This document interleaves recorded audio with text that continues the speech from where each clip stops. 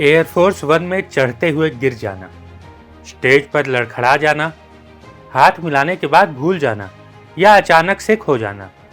एक case Italy में हुई G7 समिट का है, जहां पैराशूट इवेंट में बाइडन किसी और तरफ ध्यान देते दिखते हैं। फिर इटली की प्रधानमंत्री जॉर्जिया मेलोनी उनका हाथ पकड़कर वापस लाती हैं। यह बात आज हम इसलिए कर रहे हैं क्योंकि अमेरिका में 5 नवंबर को राष्ट्रपति चुनाव होने वाले हैं और हर बार अमेरिका में चुनाव से पहले मुद्दों पर बहस होती थी, लेकिन इस बार बहस हो रही है राष्ट्रपति जो बाइडन की उम्र पर। जो बाइडन राष्ट्रपति चुनाव लड़ने की बात पर अड़े हुए हैं, जबकि डेमोक्रेटिक पार्टी के कई नेताओं ने उनका खुलेआम विरोध शुरू कर दिया है। इस बीच व्हाइट हाउस की रेस में बने रहने के लिए 81 साल के जो बाइडन की फिटनेस पर उठते सवालों के बीच राष्ट्रपति से उनकी मानसिक मजबूती के स्तर को निर्धारित करने के लिए संज्ञानात्मक परीक्षण यानी कॉग्निटिव टेस्ट कराने की मांग की गई है।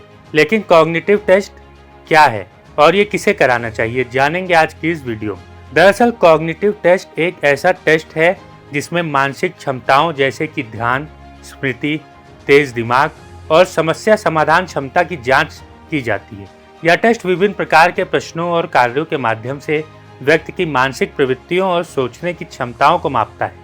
यह ऐसी समस्या की जांच करता है जिसमें मस्तिष्क के कार्य जैसे सोचना, सीखना, याद रखना और निर्णय और भाषा का उपयोग करना शामिल होता है। कॉग्निटिव टेस्ट एक मान्य प्रक्रिया है जो कमियों, उनकी घटनाओं के कारणों और मस्तिष्क के क्षेत्रों को प्रभावित करने की पहचान करने का प्रयास करती है। कॉग्निटिव टेस्ट उन लोगों के लिए है जिनकी याददाश्त कमजोर है या जो सोचते हैं कि उनकी याददाश्त कम हो रही है या वे भुलक्कड़ हो रहे हैं, जिन्हें ध्यान केंद्रित करने या निर्णय लेने में कठिनाई होती है या जिनका दिमाग उस तरह काम नहीं कर रहा है जैसे वे सोचते हैं कि उसे काम करना चाहिए। उन्हें यह टेस्ट कराना चाहिए। ये टेस्ट चिकित्सक, शिक्षक या प्रशासक द्वारा उपयोग किए जाते हैं ताकि वे व्यक्ति के मानसिक स्वास्थ्य और क्षमताओं को समझ सकें। संज्ञानात्मक गिरावट में उम्र एक महत्वपूर्ण कारक है।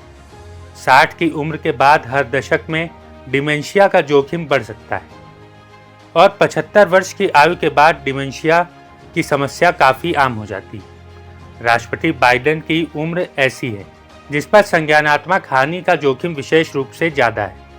हालांकि बाइडन ने संज्ञानात्मक टेस्ट सहित किसी भी तरह की न्यूरोलॉजिकल जांच से गुजरने और परिणामों को जनता के सामने जारी करने से इनकार कर दिया है। उन्होंने कहा कि राष्ट्रपति बनना और फिर से चुनाव लड़ना उनके अपने संज्ञानात्मक परीक्षण है। यह जांच एक परीक्षा की तरह की जाती है जिसमें एक मनोवैज्ञानिक याददाश्त, कॉन्सेप्ट, भाषा पहचानने की क्षमता, गणना करने की क्षमता और कुछ काम करने की क्षमता जैसे कार्यों की जांच की जाती है ताकि मस्तिष्क के उन अलग अलग हिस्सों की कार्य प्रणाली का मूल्यांकन किया जा सके जो इन मानसिक कार्यों से प्रत्येक के लिए जिम्मेदार है। फिलहाल आज के लिए इस वीडियो में बस इतना ही। अगर आपको वीडियो पसंद आया है तो इसे लाइक और शेयर करें और ऐसी ही अन्य जानकारी पाने के लिए हमारे चैनल को सब्सक्राइब करें। तब तक के लिए मुझे दीजिए इजाज़त। नमस्कार।